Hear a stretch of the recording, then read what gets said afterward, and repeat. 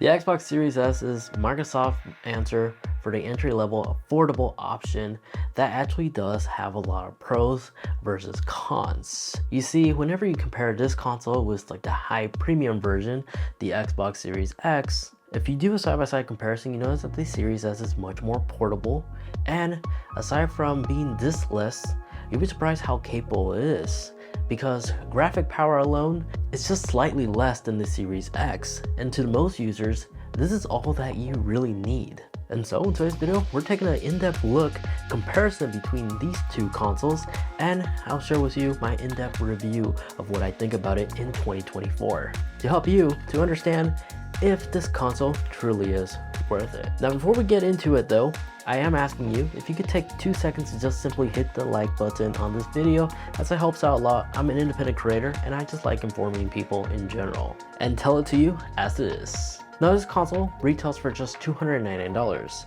but as the time making this video, since this console has been out available in the market for quite some time now, it's easy to find some amazing deals on it. This one in particular cost me around $250 in this bundle pack, making it an extremely affordable option for a latest generation console, especially when you compare it against its competitors, including Microsoft Series X. Now if you'd like to have more storage, you can always pay for the $350 version, which is the Carbon Black edition, which has double the storage capacity of 1 terabyte.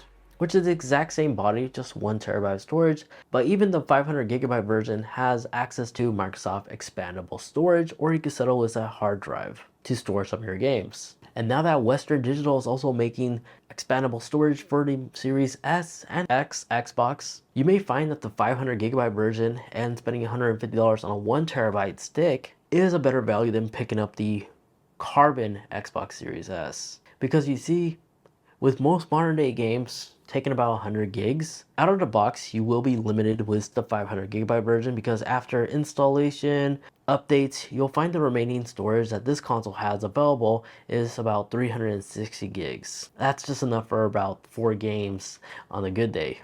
But that $100 worth of saving, you could buy the expansion storage like a 1 terabyte.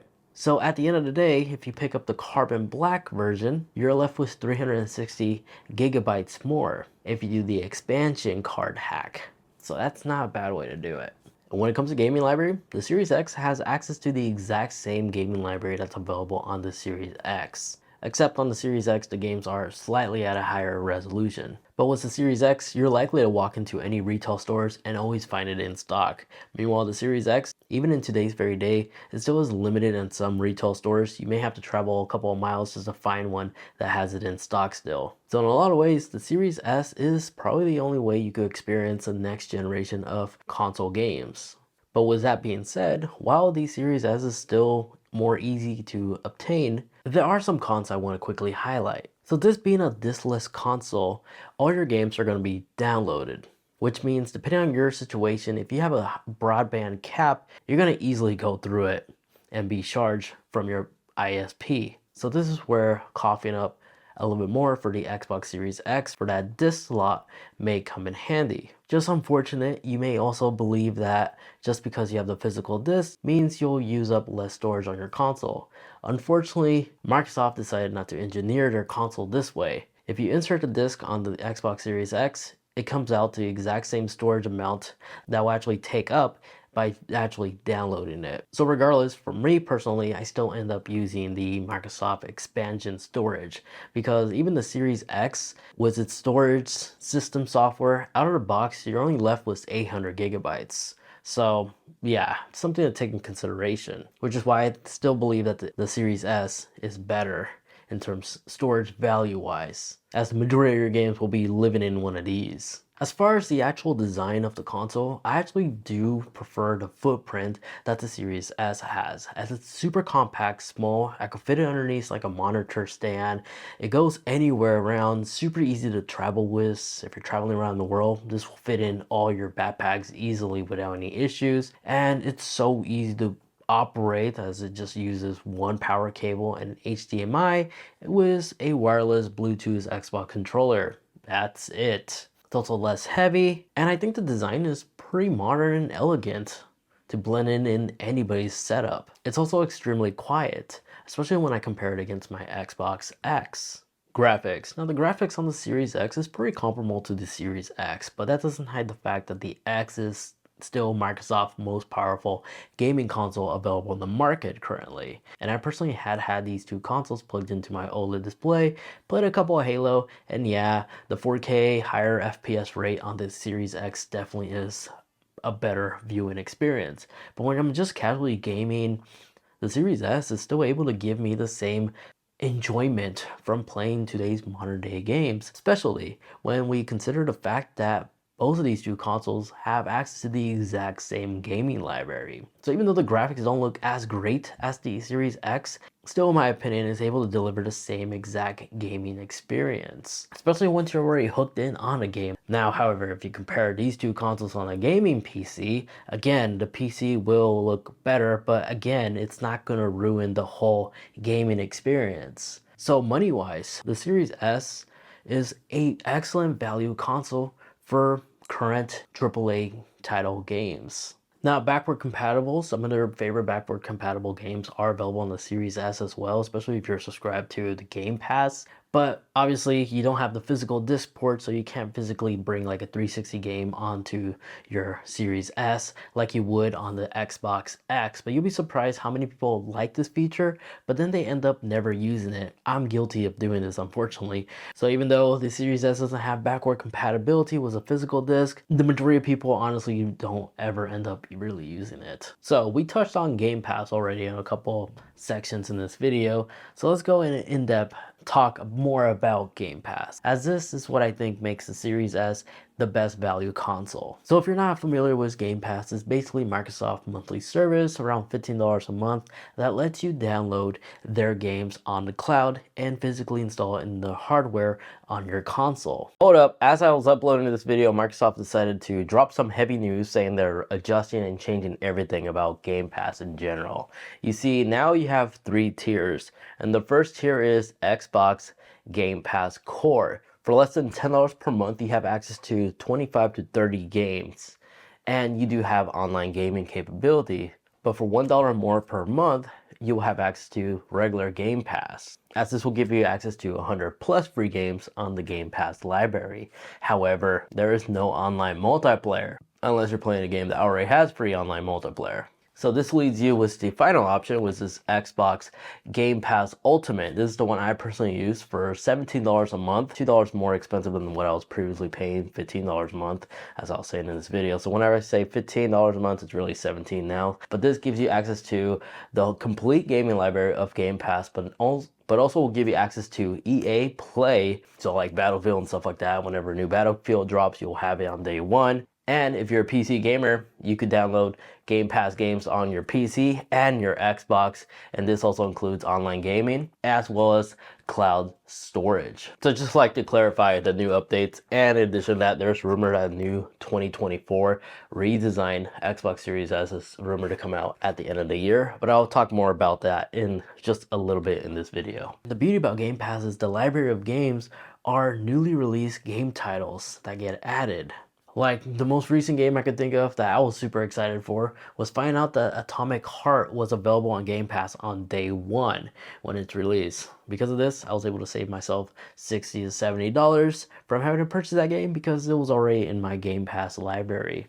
And then some of the most popular games like Forza is available here on day one as well. So you'll be able to find the latest Forza as well as some of the most popular previous Forza games all right here, easy to access. So yes, it is $15 a month, but if you're buying like a $50 game every month, the Game Pass, you'll be able to find it. It's extremely worth it. And these games are also available on the Series X. So if your buddy has a Series X and you have a Series S, these two will still be able to play your favorite games just fine. So to wrap things up, should you get the Xbox Series S, or are you really better off spending a little bit more on the Xbox Series X? Well, depends on your situation.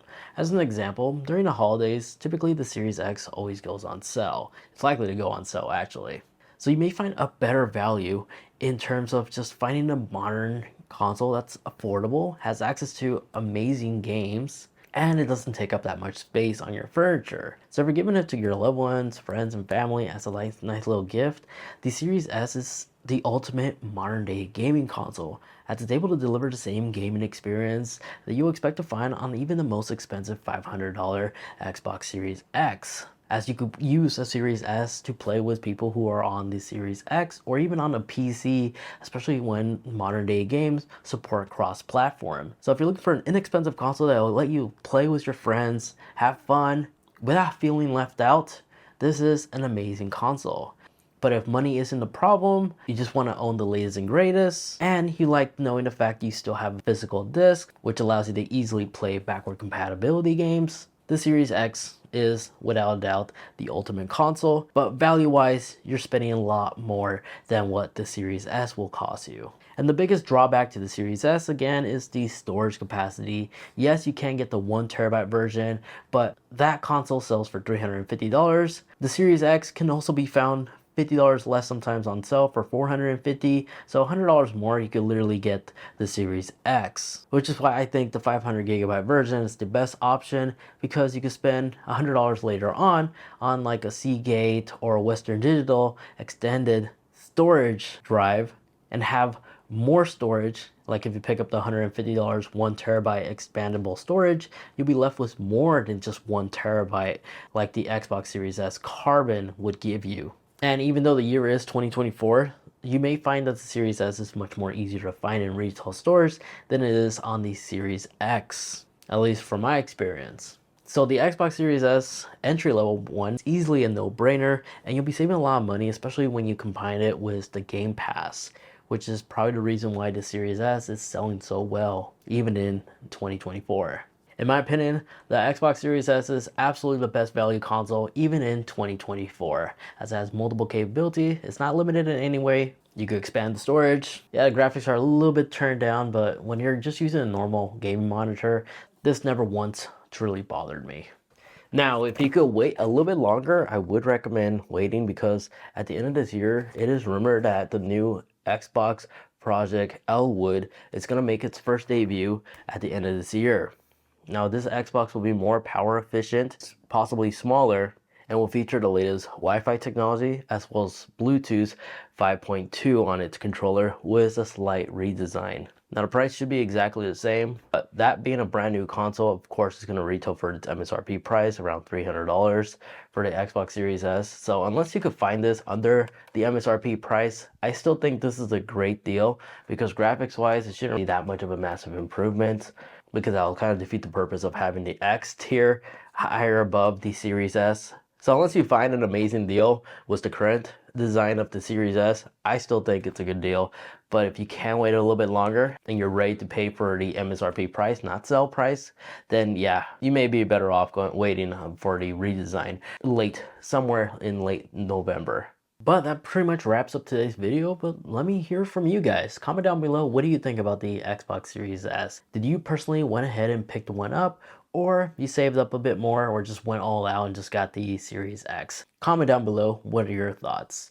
Anywho, if you found this video informative, like, subscribe, and I'll have affiliate links in the description down below, which will be automatically updated for any promos or sales that's going on for each of these two consoles. Now, if you'd like to know my thoughts and opinions about the Xbox Elite controller, check it out right over there as I compare it against the base version as well as the most expensive version. Thanks so much for watching.